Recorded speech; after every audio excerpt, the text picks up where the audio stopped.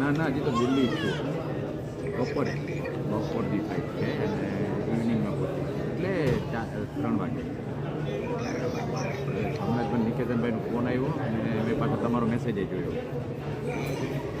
હવે તમે તમારી તો હયાતમાં હતું ને ફંક્શનની? હા એ બરોબર. દીદી દીદી 60-70 રૂમની જ જોઈએ છે. હાય દીદી, બોલો હાય દીદી.